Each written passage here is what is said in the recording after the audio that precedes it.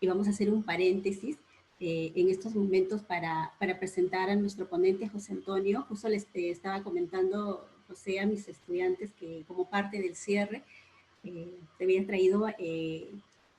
ay, ¿sí? ¿Sí me puedes escuchar, José Antonio? ¿Sí? Tu micro, José Antonio, actívalo tu micro. Tu micro. Y si te acuerdas que actives la grabación, te decía. Está grabando, José Antonio. Ah, perdón. Perdón. Vale. Por eso. Vale, gracias. Listo. Entonces, como les estaba diciendo, voy a hacer la presentación entonces a nuestro ponente José Antonio. Voy a hacer una pequeña, bueno, su trayectoria es bastante amplia de nuestro invitado, de José Antonio, José Orteaga Carrillo. Lo estoy llamando esta sesión, esta pequeña sesión en la cual estamos haciendo un compartir. Se llama Del café a tu pantalla, lo he denominado así, de tal punto de que los estudiantes a través de la virtualidad podamos conectarnos con usted, para de alguna manera tener a través de su experiencia y las investigaciones realizadas en trayectoria de todo el tiempo que ha tenido como docente. Voy a hacer un pequeño resumen para que los chicos se conecten y vean el tipazo que hemos traído para poder darnos esta pequeña capacitación, esta pequeña charla. José Ortega Carrillo es doctor en Ciencias de la Educación y catedrático de Tecnología Educativa Positiva de la Universidad de Granada, España, con más de 40 años de experiencia docente e investigador en instituciones públicas y privadas. Es también fundador del Grupo Internacional de Investigación Tecnológica Educativa e Investigación Social TEIS de la Universidad de Granada. Fundador y director de la revista científica Eticanet. Fundador y presidente de la Red Iberoamericana de la Educación Positiva e Inclusiva. También ha sido profesor visitante invitado con más de 70 universidades de Europa, América, Asia y África. Finalmente ha sido reconocido nacionalmente por su alta de excelencia investigadora por la Agencia de Evaluación de los Ministerios de Educación y Ciencias Tecnológicas. Terminando así lo que es el resumen de nuestro invitado, voy a dar pase a José Antonio para que podamos iniciar esta pequeña charla acerca del tema que vamos a tratar el día de hoy. Los dejo con ustedes con José Antonio. Muchísimas gracias, profesora Castro, buena amiga, por permitirme estar cerca de Trujillo. Trujillo es una ciudad que está muy cerquita de mi corazón, dentro de mi corazón. Tuve la suerte de trabajar hace unos 10, 12 años allá. Tengo muchas ganas de volver. Espero que cuando termine la pandemia podamos volver a compartir la calidez de sus gentes, la maravilla de sus paisajes y de sus playas. Así que gracias por permitirme, aunque sea virtualmente, entrar de nuevo en la gran tierra peruana y trujillense en esta conferencia de clausura del curso que usted imparte. Bien, me pidió la profesora que hablásemos de organizaciones positivas. No sé si se ve bien la pantalla, por favor, confírmenme. Sí, José, todo conforme. Correcto. Bien, organizaciones positivas, yo ya les voy anticipando, son organizaciones felices y productivas, pero además son organizaciones saludables, resilientes, optimistas, exitosas y algunas otras cosas más que van a descubrir a lo largo de mi intervención. Y les voy a hablar especialmente de dos modelos, del modelo GIRO, que se escribe ERO, y del modelo EDEPI, para que vayan de alguna manera viendo cómo estos tópicos se van haciendo realidad en la investigación, en las buenas prácticas organizacionales. Para entrar en faena, hay que recordar que lo que yo hoy les voy a hablar fundamentalmente es de una orientación de la psicología que tiene aproximadamente unos 30 años digamos, de solera, como el buen vino. Por tanto, no es algo de ayer ni de antes de ayer, es algo con una enorme solidez científica. Somos miles y miles de investigadores en el mundo, en los 5 continentes, que estamos trabajando la psicología positiva. Ahí tienen ustedes a la derecha a los 2 primeros artífices de la psicología positiva, el profesor Martin Seligman, catedrático de la Universidad de Pensilvania, con un gran equipo, y el profesor Csikszentmihalyi Haji, que tiene un gran equipo también en Estados Unidos. La psicología positiva, ¿qué ha hecho en estos 30 años de existencia? Diseñar teorías, modelos, y también elaborar instrumentos para evaluar el bienestar tanto personal como de las organizaciones. Y ese bienestar tiene que ver con la satisfacción con la vida, con la satisfacción emocional, con las fortalezas personales, pero sobre todo, sin desmerecer los anteriores, con los flujos de emociones positivas. Todo esto lo vamos a ver relacionado con las organizaciones, pero no nos olvidemos que las organizaciones están formadas por personas. Por tanto, si las personas que componen una organización no están en estado de bienestar, difícilmente la organización podrá tener bienestar, felicidad, productividad, eficacia, resiliencia, etcétera, etcétera. Por tanto, tendremos que hablar a lo largo de la conferencia, a la vez, de bienestar individual de cada uno de los elementos de la organización y de bienestar organizacional, porque ni una cosa sin la otra es imposible realmente concretar este modelo organizacional del que les voy anticipando ya algunas ideas. Dentro de la psicología positiva surge un poquito más tarde, aproximadamente hace unos 20 años, la psicología organizacional positiva, que tiene por objeto optimizar la calidad de vida laboral y organizacional de cualquier tipo de institución, llámese empresa, organismo público, centro educativo, clínica, hospital, cualquier tipo de organización. ¿Para qué? Para generar organizaciones saludables, resilientes, optimistas y productivas. Quédense con esos y anoten esos 4 tópicos: saludables, resilientes, optimistas y productivas. Arriba la doctora Marisa Salanova, catedrática de la Universidad Jaume I de Castellón, gran amiga y maestra mía en el mundo de la psicología positiva, española, y al profesor Canningel, que desde el año 2001 está haciendo también importantes aportaciones en este campo. Son, por tanto, organizaciones que saben identificar riesgos potenciales. No esperan a que los riesgos hagan una crisis en la organización. Los identifican de alguna manera, los intuyen y los tienen en cuenta para evitar en lo posible que la organización entre en crisis. Y ponen medidas proactivas para que la organización pueda sobrevivir y fortalecerse ante situaciones adversas. Si ya tienen claro lo que es la psicología positiva como disciplina matriz y la psicología organizacional positiva como disciplina derivada, vamos a hablar de qué es el bienestar. Porque todo esto se basa en la teoría del bienestar. En la antigüedad clásica, las grandes culturas, los grandes pensadores han hablado de bienestar. Ya lo hicieron los egipcios, los mesopotámicos, pero sobre todo lo hicieron los griegos. Y dentro de los griegos vamos a hablar de lo que ellos denominaron bienestar hedónico.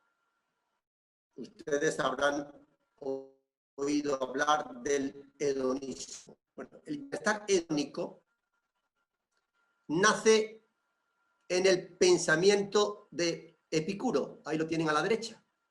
Ese busto que se puede visitar en los museos vaticanos de Roma. Epicuro y su escuela proponen que el objetivo de la vida es experimentar la mayor cantidad posible de placer. ¿Y qué entienden por placer los filósofos epicurianos?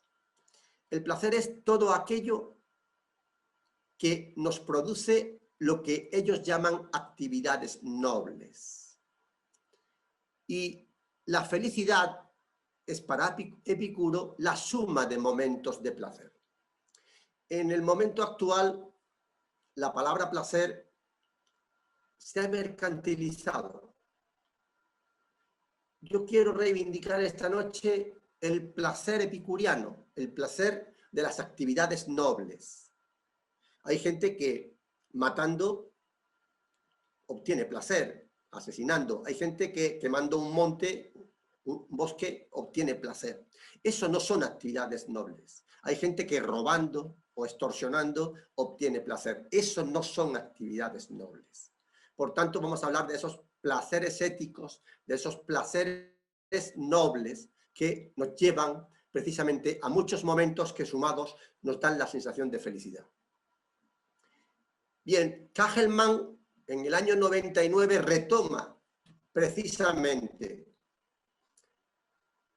toda la filosofía epicuriana, que les aconsejo si tienen un poco de tiempo que la lean, porque es maravillosa, y plantea el bienestar como la presencia de afecto positivo, es decir, de emociones positivas, y la ausencia de afecto negativo, es decir, de emociones negativas. Por tanto, anoten esta idea clave en sus apuntes y en su corazón, no solamente en su inteligencia. Si nos dedicamos a cultivar diariamente las emociones positivas y minimizamos, incluso evitamos en lo posible las emociones negativas, la palabra afecto y emoción, como ahora veremos, es sinónima, vamos a entrar precisamente en estados de bienestar. Y recuerden que ni en nuestras familias, ni en nuestra escuela primaria, ni secundaria, ni universitaria, nos han enseñado a desarrollar nuestra inteligencia emocional. Lo hemos tenido que aprender por ensayo y error, la mayoría de nosotros. Por tanto, habrá que aprender a gestionar nuestras emociones para favorecer las positivas y minimizar las negativas. El bienestar hedónico, por tanto, es una narrativa predominante en las últimas 2 décadas. Ese bienestar es, por tanto, la consecución de placer y la evitación del displacer o dolor, dicen Ryan y Deci ya en 2001 y lo demuestran en sus propias investigaciones. Ese bienestar hedónico tiene 2 componentes, lo que denominamos bienestar subjetivo y lo que denominamos bienestar afectivo. Ahí a la derecha tienen al profesor Peiró, catedrático de la Universidad de Valencia, también en España, que es uno de los mejores expertos en organizaciones saludables, optimistas y felices, basadas en el modelo de trabajador feliz y productivo. Yo le invito a que lean los trabajos del profesor Peiró y su gran equipo de investigadores, porque son muy acertados, los tienen tanto en lengua española como en lengua inglesa. El afecto, por tanto, es el núcleo central de las emociones, es la molécula básica de todos los fenómenos emocionales. Y como les decía, vamos a hablar indistintamente a lo largo de la conferencia de afecto y de emoción, porque sustancialmente son lo mismo. Ahí abajo tienen, de la diapositiva, una especie de diamante, dicho metafóricamente, de emociones. Y ahí verán emociones claramente positivas, como por ejemplo el interés, la serenidad, la alegría, el éxtasis, el optimismo. Pero después verán una gran cantidad de emociones negativas. El miedo, el terror, la tristeza, el rechazo, el aburrimiento, el desprecio, la agresividad, el enojo, el ensimismamiento, el remordimiento. vean ustedes que en ese diamante hay muchas emociones negativas y muy pocas positivas. Pues nosotros tenemos que empezar a pensar que si en una organización, tanto los líderes como la base de la organización, elemento a elemento, cultivamos las emociones positivas y minimizamos las emociones negativas, la organización se convertirá en una organización saludable, llena de bienestar, felicidad y compromiso laboral. Y por tanto, una organización de rendimiento, de alto rendimiento y de alta productividad, tanto en bienes y servicios como en resultados económicos y financieros. Las emociones, vamos a hablar un poquito de ellas, tienen dos componentes. La valencia, o son agradables o desagradables, es decir, o son positivas o negativas, y la activación. Podemos tener emociones débiles o emociones intensas. Nos interesa tener muchas emociones positivas, frecuentes e intensas, y pocas o ninguna emoción negativa, o en su caso que sean débiles, pero que no sean intensas. Y les invito a que lean sobre el modelo ortogonal de emociones de Watson, Clark y Tellegin, donde ya hablaba precisamente de esa importancia de las emociones positivas y de las emociones negativas y explica un poco la dinámica interna de las mismas. Ahí tienen algunas emociones positivas, la alegría, el sobrecogimiento, la gratitud. Qué importante la gratitud en una organización. La alegría, qué importante la alegría en una organización. Ustedes conocerán muchas organizaciones tristes, melancólicas, desesperanzadas, desinteresadas. Nosotros necesitamos organizaciones alegres, con gratitud, con esperanza, con interés, con inspiración, con optimismo, con ilusión.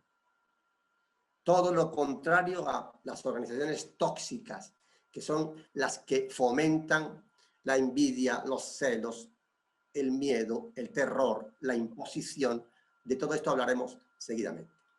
Las emociones positivas y el crecimiento y compromiso psicológico se ha demostrado no solamente psicológicamente, sino también a través de la neurociencia cerebral, que producen bienestar, positividad y salud. No solamente salud psicológica y emocional, sino salud física.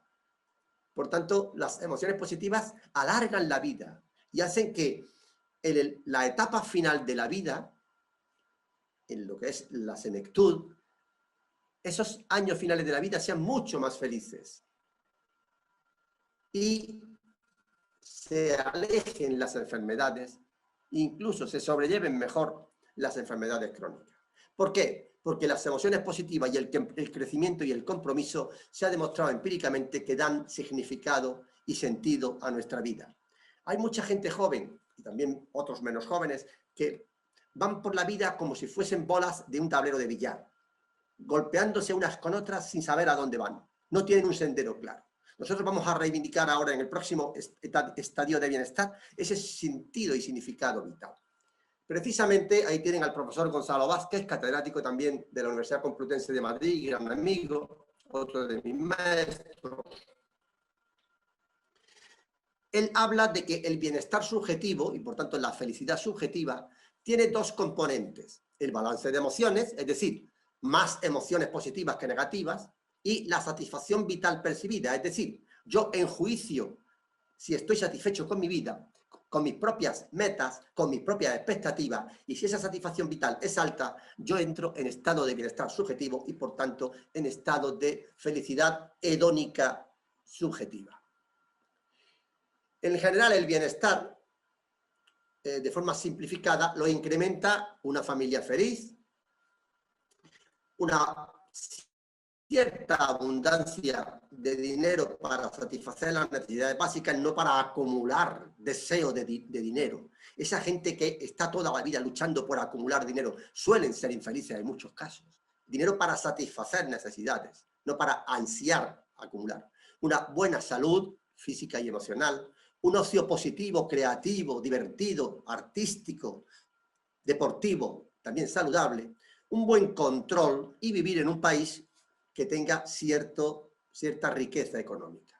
¿Y quién reduce ese bienestar? Simplificando mucho, el sentirse solo, no estar solo, sino sentirse solo, la soledad, la escasez económica para no satisfacer las necesidades básicas, las decepciones personales y laborales, las enfermedades psicológicas, emocionales y también físicas, el estar en climas de trabajo tóxicos y las situaciones de estrés y de ansiedad que tan frecuentes son en las organizaciones tóxicas. Por tanto, el bienestar afectivo unido a la satisfacción de vida generan bienestar subjetivo. Y se ha comprobado que en el bienestar subjetivo interviene tanto esa satisfacción general con mi vida, con esos juicios afectivos que yo hago de mi vida, como el sentido del humor. El sentido del humor, que se le da tan poca importancia, es muy, muy importante para conseguir bienestar, tanto personal como de las organizaciones. De hecho, hay miles de investigaciones sobre la influencia del humor positivo en el bienestar y en la felicidad personal, familiar, organizacional de cualquier tipo. En la sensación de plenitud, de vida plena, y en el caso de que se viva en pareja, la satisfacción en la vida de pareja y también en ambiente y entorno del trabajo. Esos son trabajos del profesor Diener, que es uno de los mejores investigadores con sus grandes equipos internacionales en este campo. Le invito también a que lo lea. La salud, por tanto, tiene que ser entendida como una capacidad de funcionar bien personal y socialmente para obtener placer, satisfacción, felicidad, alegría, goce con la vida, en cantidad y calidad de vida. El balance afectivo es las respuestas emocionales que yo doy mediante juicios valorativos sobre mi vida, sobre las emociones positivas y negativas. Y les invito a que se apliquen la escala de balance afectivo del profesor Ward, que da un resultado maravilloso y que está perfectamente validada. Y vean ustedes cómo están de bienestar afectivo. Finalmente, los trabajos de Keyes y su equipo nos hablan de cómo la salud mental tiene mucho que ver con el bienestar afectivo, con las competencias que yo voy adquiriendo a lo largo de mi vida, con las aspiraciones que yo voy consiguiendo, con la autonomía y la autoeficacia que yo tengo y con el funcionamiento integrado de cada ser humano visto en su globalidad. Vamos a pasar ahora al bienestar denominado eudaimónico. Es una palabra griega también, la eudaimonia. El bienestar eudaimónico fue muy bien descrito por Aristóteles, que acaso el más grande pensador que jamás haya habido en la humanidad. Aristóteles le escribe a su padre ya fallecido, Nicómaco, le escribe en el año 349 a.C. un libro llamado Ética a Nicómaco. Algunos autores piensan que fue un libro póstumo, una vez que perdió ya a su padre, no está aprobado. Pues bien, él escribe ese libro que le invito a leer, un libro maravilloso, está traducido muy bien al español en distintas ediciones. Exhorta a los hombres y a las mujeres a vivir de acuerdo con su daimon, su ideal, su criterio de perfección, porque ese ideal y ese criterio de perfección es el que da sentido a la vida. Sentido de la vida no puede ser solo ganar dinero, ni mucho menos. Hay mucha gente con mucho dinero que no tienen sentido a su vida y acaban, pues, muchas veces suicidándose, o amargándole la vida a los demás, o enfermando a veces hasta muy jóvenes. El verdadero sentido de la vida es ese estado de daimon, ese estado óptimo que llamó Aristóteles eudaimonia, que conduce al bienestar psicológico, como dice el profesor Raif y los profesores Avia y Vázquez en sus trabajos realizados en España. Ese bienestar psicológico, dice el profesor Keyes, tiene que ver con la vida bien vivida. Y la vida bien vivida es una vida plena, es una vida íntegra, no es una vida solo orientada a ganar dinero. Ese es el gran error, que la gente orienta su vida solo a ganar dinero. Y entonces se dan cuenta de que su vida está vacía. Tendrán dinero o no lo tendrán, o tendrán dinero y lo perderán, pero su vida está vacía. Y por tanto, acaban con depresiones, acaban con situaciones con neurosis obsesiva, etcétera, etcétera. Consiguientemente, esa dimensión tiene que ver con esa satisfacción con el resultado de lo que yo estoy viviendo, con la dirección de mi vida. Ese buscar sentido y significado a la vida, que hay que buscarlo día a día. No se encuentra y se guarda en el frigorífico y se congela.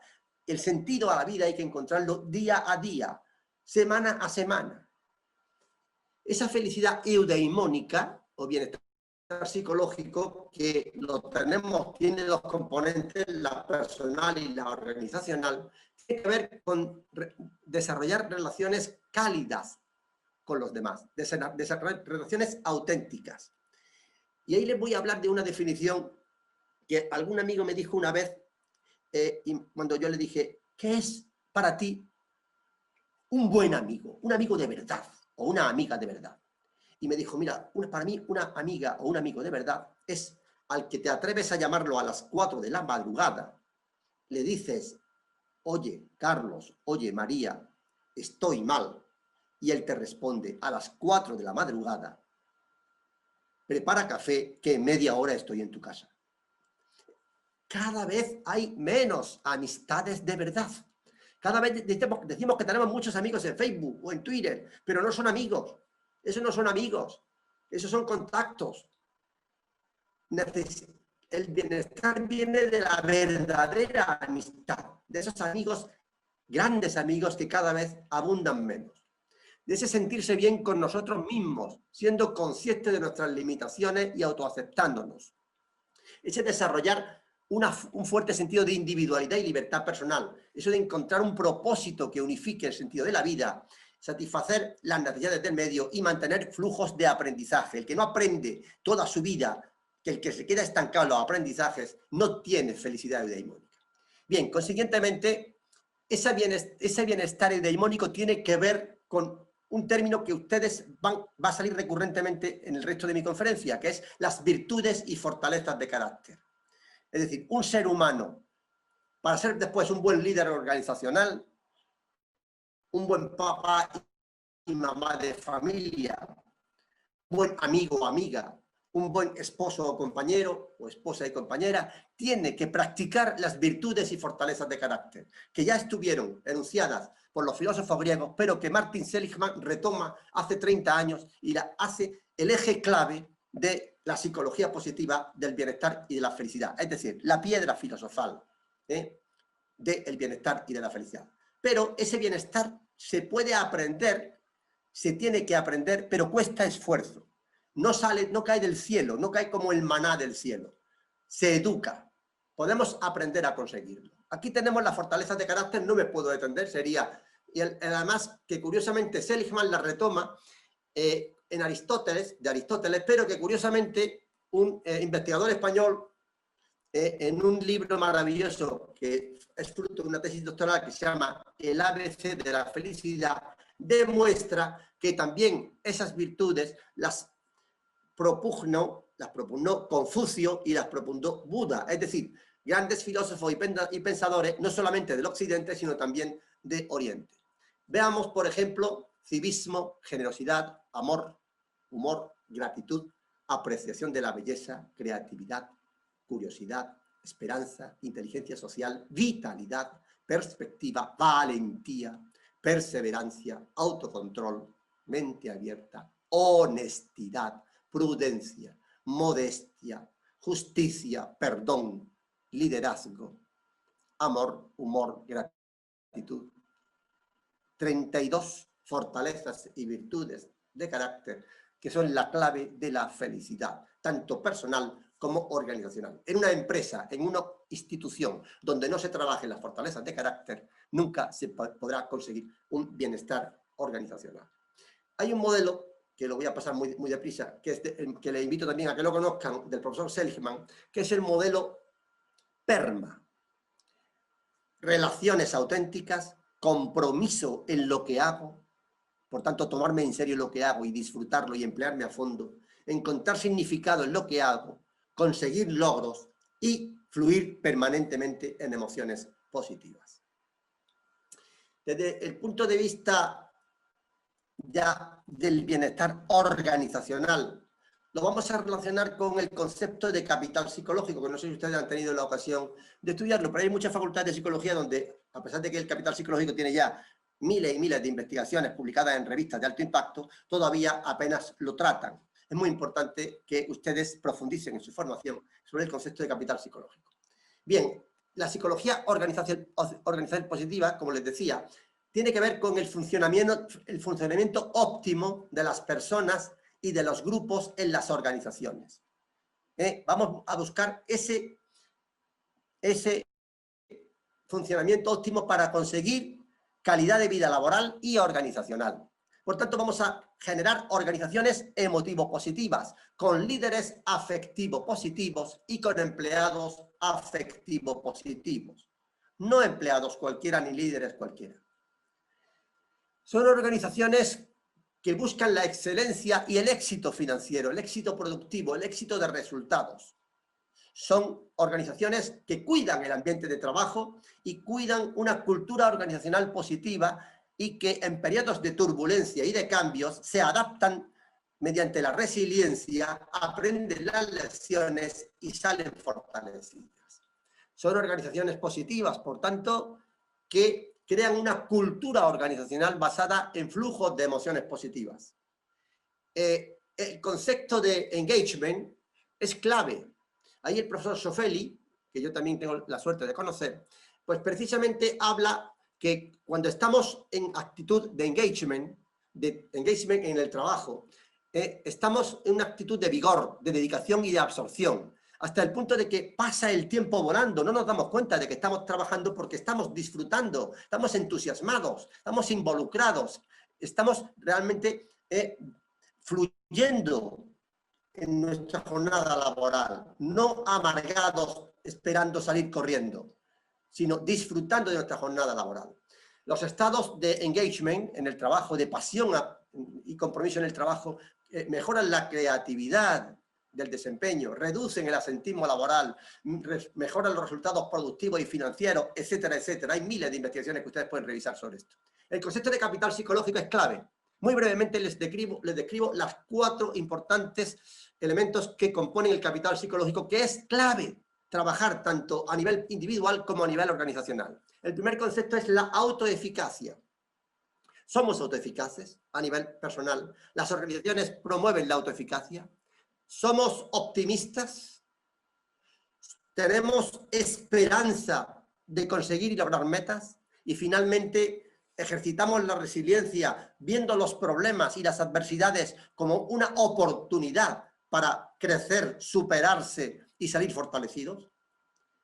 Bien, pues precisamente la profesora de Morouti habla precisamente de organizaciones saludables y resilientes como organizaciones de grandes resultados. El capital psicológico, por tanto, es una forma, es una estrategia básica para conseguir transformar las organizaciones tóxicas en organizaciones positivas y saludables.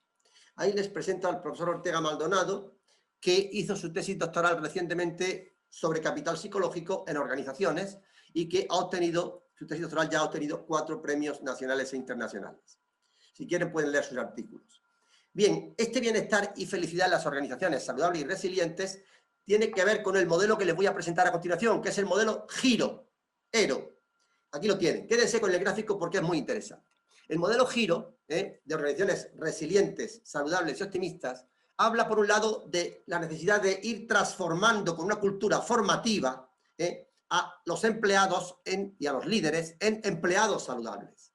Y para eso hay que trabajar el engagement, la pasión por el trabajo, ese trabajo saludable, la resiliencia a la hora de afrontar problemas y las creencias de eficacia. Pero también hay que favorecer los recursos y prácticas organizacionales saludables. ¿Cómo? Con un liderazgo transformacional, será lo último de lo que hable en mi conferencia. Ese nuevo liderazgo que en muchas facultades de psicología no se estudia, cuando ya se empezó a definir, pues algunas veces, en varias de sus características ya en los años 80 y 90 del siglo pasado. la autonomía, la confianza horizontal y vertical. Una organización que no tenga confianza horizontal y vertical, es decir, que sea solamente vertical, dictatorial, donde los líderes ejerzan de arriba a abajo órdenes, es una organización que nunca será saludable. Tiene que ser una organización con confianza horizontal y vertical, donde exista un clima de apoyo, de empatía, de prácticas saludables y sobre todo de justicia, sensación de justicia organizacional. En muchas de las organizaciones, de las empresas que ustedes conocen, no existen estos elementos. Y hay muchas investigaciones que demuestran que por no existir precisamente, producen menos y además la gente enferma mucho más. Pero también tiene que haber resultados organizacionales saludables, con un buen desempeño, con una buena calidad de servicio y con un buen compromiso laboral, pero también de favorecer las auténticas y buenas relaciones interpersonales. Bien, la resiliencia, como les decía, es clave. Es clave. Y ya hemos hablado un poquito de ella, no me voy a detener más. Aquí tienen a la profesora Isabela Menegel, gran amiga también, que ha hecho unos trabajos maravillosos, a pesar de su juventud, sobre resiliencia organizacional. Bien, también a la profesora Costa de Chile, que ha hecho también unos trabajos muy interesantes recientemente publicados. Bien, pues en ese sentido, vamos a hablar ya del segundo modelo que les voy a hablar. Y ya voy en el tramo final de mi conferencia. Es el modelo de organizaciones que aprenden. Para que una organización aprenda, tiene que educarse. Tiene que convertirse en una educación educadora. Una empresa debe ser una organización educadora, que se eduque permanentemente. Un banco igual. Un ministerio igual. Un hospital exactamente igual. Una organización que no está aprendiendo permanentemente nunca podrá ser una organización saludable. Y yo les voy a hablar precisamente de que ese aprendizaje tiene que basarse en lo que yo he hablado, porque yo soy el humilde autor de este modelo, de aprender desde la educación emocional positiva e inclusiva, es decir, desde el desarrollo de la inteligencia emocional. Porque la inteligencia emocional es tanto individual como organizacional, es educable. No la hemos aprendido, no nos la han enseñado, no la hemos medio conseguido en algunos casos a base de ensayo y error, pero ya sí tenemos investigaciones muy importantes. ¿Qué es en esencia la inteligencia emocional? Que ahora ya no se habla tanto de inteligencia emocional, sino de gestión emocional.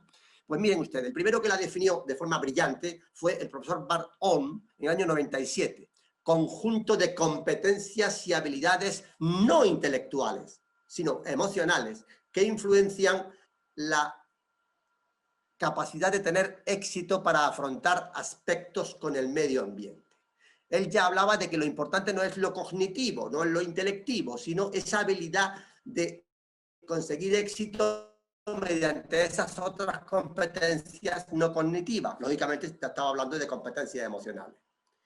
El profesor Weisinger, en el año 98, habla del uso inteligente de las emociones. Es decir, aprender a descubrir las emociones, aprender a gestionar las emociones. El profesor Goleman, el gran difusor y el gran expansor del concepto de inteligencia emocional, habla en 1998 de la capacidad de reconocer nuestros propios sentimientos y los de los demás. No solo basta con reconocer mis emociones, tengo también que reconocer las emociones de los demás. ¿Para qué? Para motivarnos y gestionar esa emocionalidad, tanto la nuestra como la de los demás, favoreciendo las relaciones interpersonales con emociones positivas.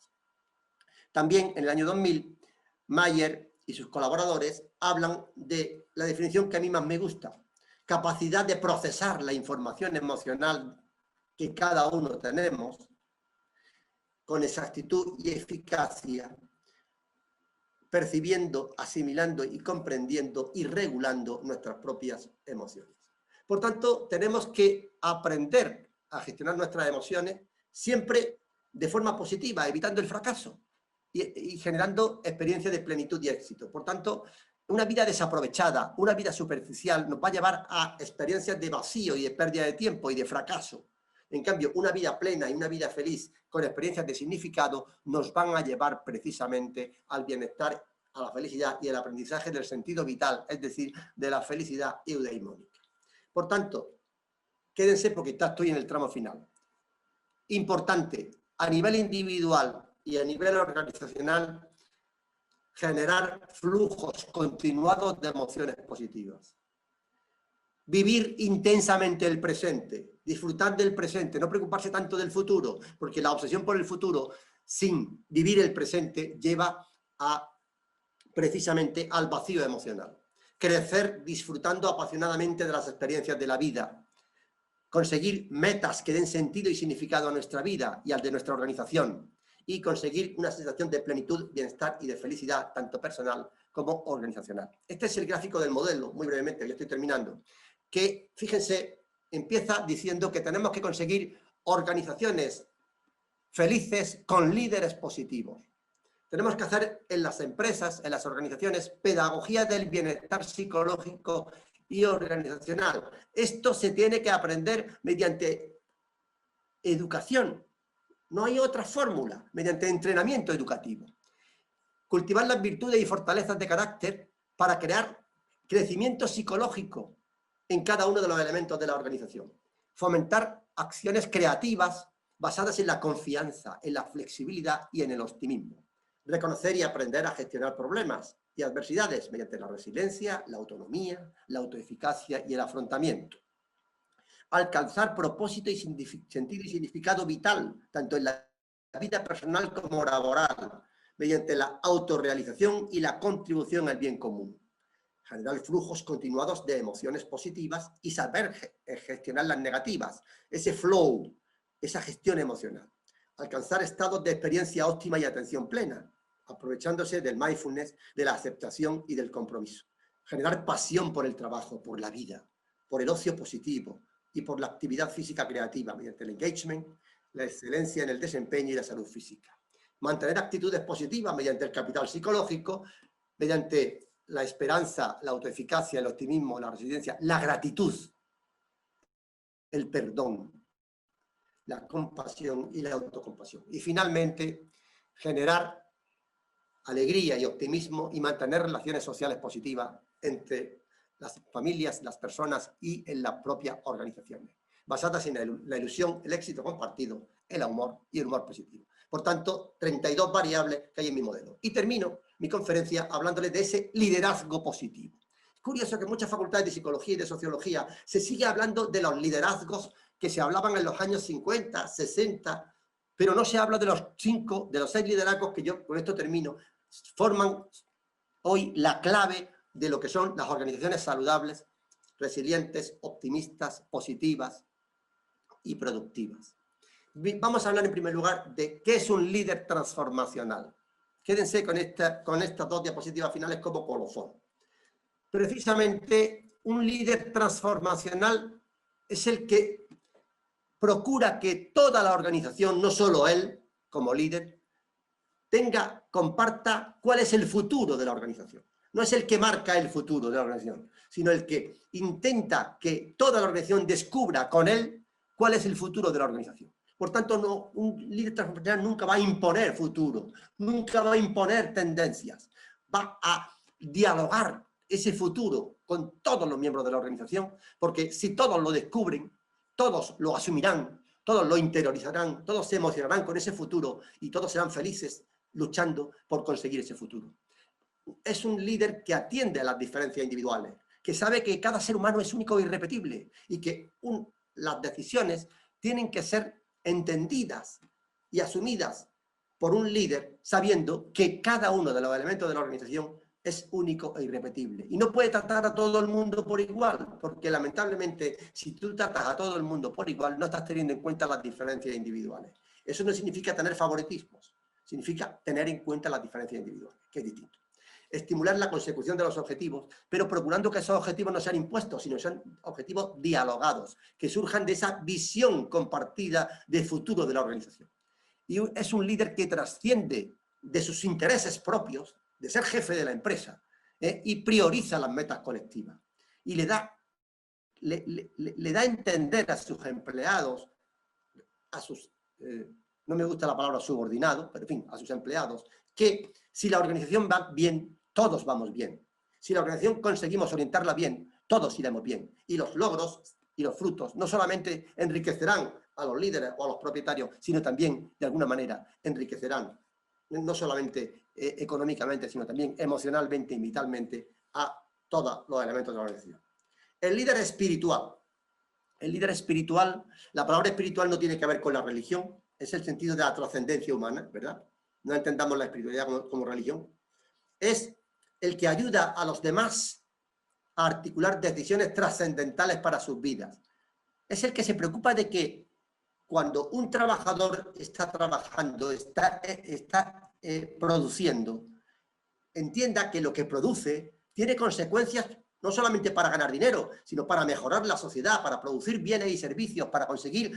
Bueno, la semana pasada se publicó la actualización del Índice de Bienestar Humano de Naciones Unidas. Por fin conseguimos, después de muchos años luchando, que Naciones Unidas saque cada 2 años el Índice de Bienestar Humano como uno de los elementos clave de los pueblos de las naciones. Bueno, pues el líder espiritual trabaja de esa manera, pero desde convicciones morales. Fomenta el espíritu de cooperación, de apoyo mutuo, de compromiso en el funcionamiento efectivo de la organización. Pero no lo impone, lo fomenta, lo descubren entre todos. Y fomenta la esperanza, la fe y el amor altruista. Les invito a que lean los trabajos de Yamarino y Vaz en el líder transformacional y de Free en el líder espiritual. ¿Cuál es el líder de servicio? El liderazgo de servicio. El liderazgo de servicio viene de la tradición cristiana. Enfatiza el servicio a los demás como clave. Cree que el papel de la organización es formar a sujetos para un entorno organizacional positivo de servicio a los demás, teniendo satisfacción por servir a los demás. Sitúa las necesidades, aspiraciones de los empleados por encima de los del propio líder, de los del propio jefe, y por tanto va buscando siempre la generosidad, el bienestar, el servicio, incluso el bien común. El líder auténtico. ¿Qué es un líder auténtico? El que tiene profundas convicciones éticas y morales. El que fomenta los comportamientos éticos orientados al beneficio colectivo, no solo al beneficio individual, sino sobre todo al beneficio colectivo. Hay muchos empresarios que ya son así, ya se han transformado así y están siendo los más productivos. El líder auténtico es consciente de que sus pensamientos, sus emociones, sus habilidades y el modo en que son percibidas los demás, ya termino, están mostrados con claridad y fomentan la confianza, el optimismo, la esperanza, la resiliencia, la fortaleza moral, el capital psicológico, el autoconocimiento, la autorregulación y las emociones positivas. Y finalmente está el liderazgo ético, que propone conductas normativas éticas apropiadas, que favorece las relaciones interpersonales auténticas y éticas, que usa recompensas justas y que ejercita la comunicación transparente, horizontal y vertical. Y finalmente está el liderazgo positivo, el que da título a la conferencia, que es un poco una síntesis del resto del liderazgo con algunas aportaciones. Del liderazgo ético había que estar hablando pues 2 horas o 3 más. Está basado, por tanto, en la psicología positiva y en la psicología positiva, y el líder ético trabaja las fortalezas para el crecimiento psicológico, las virtudes esenciales, el énfasis en los resultados para el bien común y el aumento del rendimiento individual y organizacional. Y hay una ventana, la ventana final de la conferencia, que ustedes tienen que rellenar en su corazón. No trabajen tanto con la inteligencia, trabajen más con el corazón, porque el corazón al final es el que activa la inteligencia y hay muchas investigaciones que lo demuestran. Hemos estado muchas décadas dándole un enorme valor a lo cognitivo y ahora nos damos cuenta que eso nos ha hecho ser analfabetos emocionales. Y por ahí va nuestra infelicidad, porque hemos desarrollado mucho las ideas, pero muy poco el corazón, las emociones. Las emociones que además, como ustedes saben, aunque hablamos del corazón, están también en el cerebro, curiosamente. Y además, como ustedes saben, hoy se dice que hay 2 cerebros, el cerebro principal y el cerebro que está en el tubo digestivo, donde también se procesan gran cantidad de emociones. Pues bien, pónganle ustedes a ese último recuadro cuál es su idea, como futuros y futuras psicólogos, de lo que es ser un psicólogo que fomente el bienestar individual y el bienestar organizacional. Es decir, la felicidad individual y la felicidad organizacional. Ha sido un placer estar con ustedes y si les queda tiempo estaré encantado de dialogar, de escuchar sus sugerencias, sus preguntas y dejo ya en manos de la profesora Isela Castro el final del cierre de esta magnífica oportunidad de colaborar con ella en la segunda vez que este año colaboro con ella en las asignaturas que imparte. Muchas gracias, querida Isela, muchas gracias a su universidad y aquí estoy para, si quieren, oír comentarios o preguntas que me puedan formular. Gracias, doctor José Orteaga. Ha sido un placer. Ortega. Ha sido un placer tenerte aquí en esta humilde sala virtual. Como les había comentado a mis estudiantes, que son, bueno, unos chicos bastante competitivos en el transcurso del ciclo y no me quería ir sin antes compartir, porque yo tengo la suerte en algún momento de conversar con el doctor José y definitivamente me he llevado mucho aprendizaje de él. Sigo también la corriente en ese sentido de la red que él comparte como fundador y no me quería ir de este curso sin antes también hacerle extensivo y que ellos también lo puedan seguir. Le he colgado en el Facebook, cómo lo pueden ubicar, ya chicos bastante en niveles ya de prácticas preprofesionales y sé que se van a llevar una experiencia y conocimiento bastante nutrido porque el doctor José definitivamente tiene experiencia de investigación, experiencia académica, una trayectoria pues única en ese sentido. No sé si ustedes quisieran, tengan alguna pregunta, alguna duda, desean plantearlo al doctor José. Bueno, yo ya les anticipo, como le decía la profesora Isela Castro, que en Perú es el cuarto país con más asociados de la red y que en Trujillo ya estamos superando los 35 asociados a la red.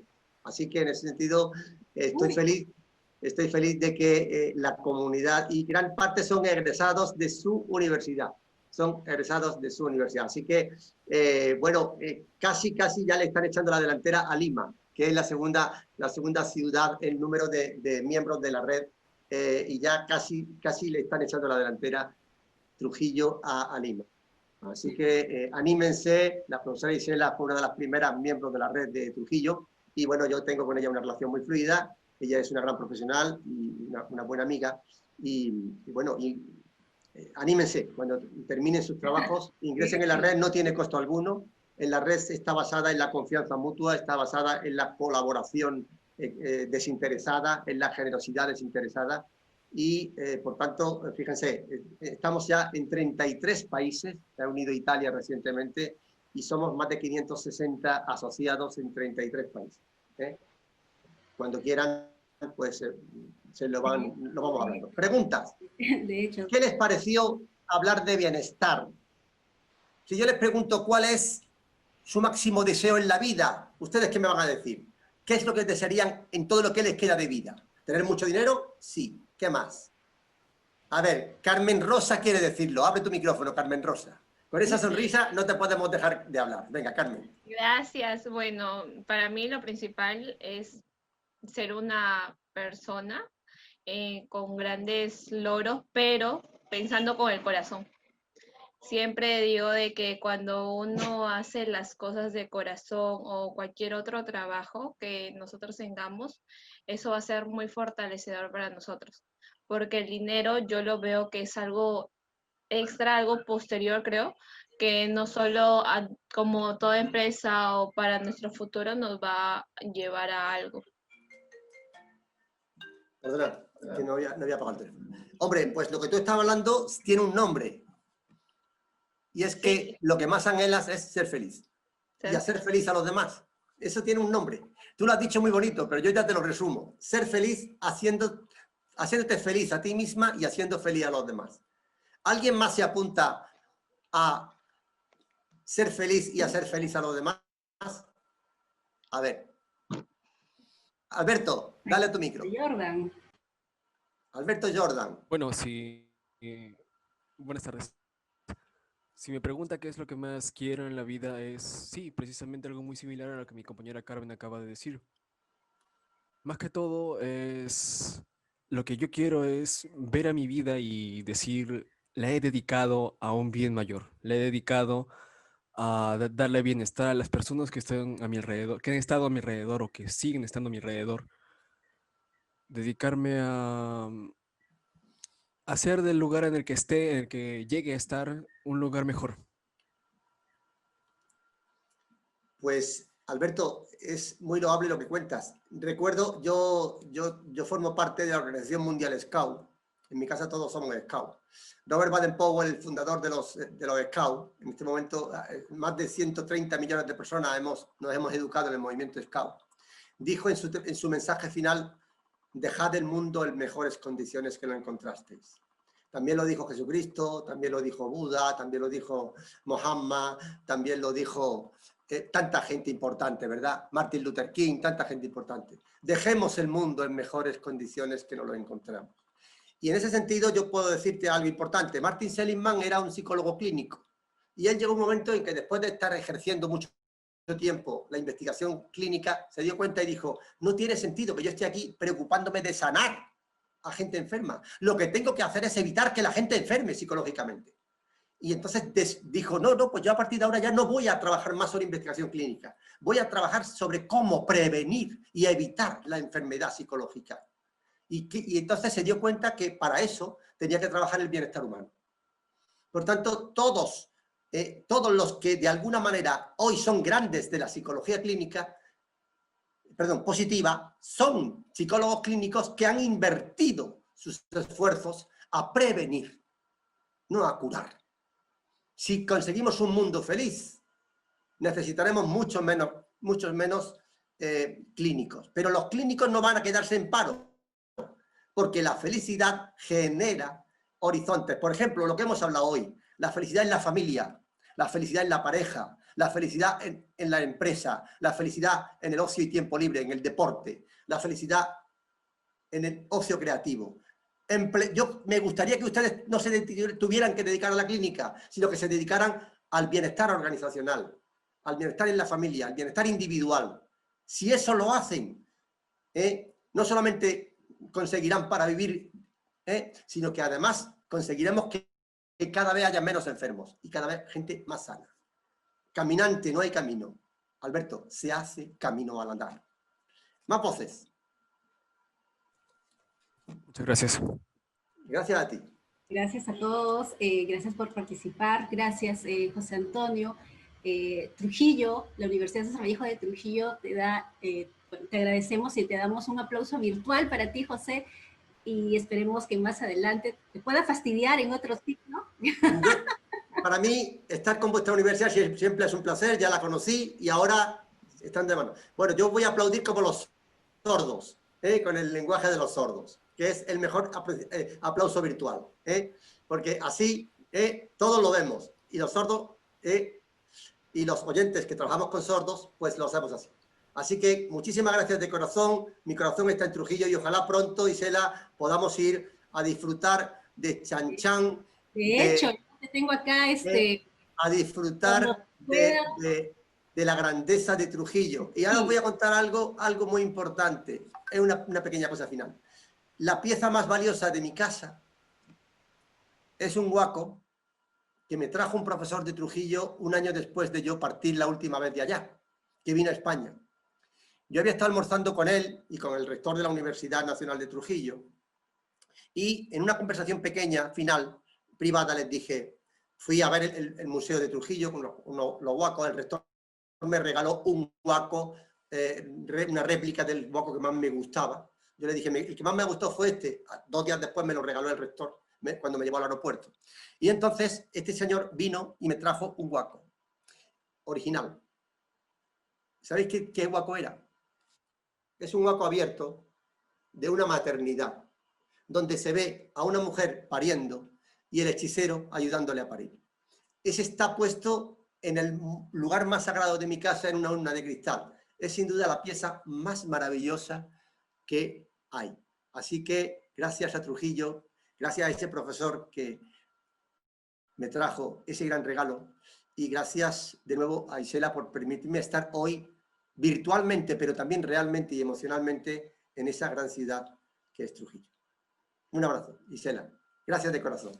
Gracias, doctor José Antonio. Estamos en contacto y muchas gracias nuevamente en nombre de la Universidad César Vallejo y de Trujillo. Un beso a todos. Y del curso de gestión de talento humano. Un beso a todos y a todas. Hasta Nos luego. vemos, José Antonio. Gracias. Chao, gracias. Hasta luego. Adiós.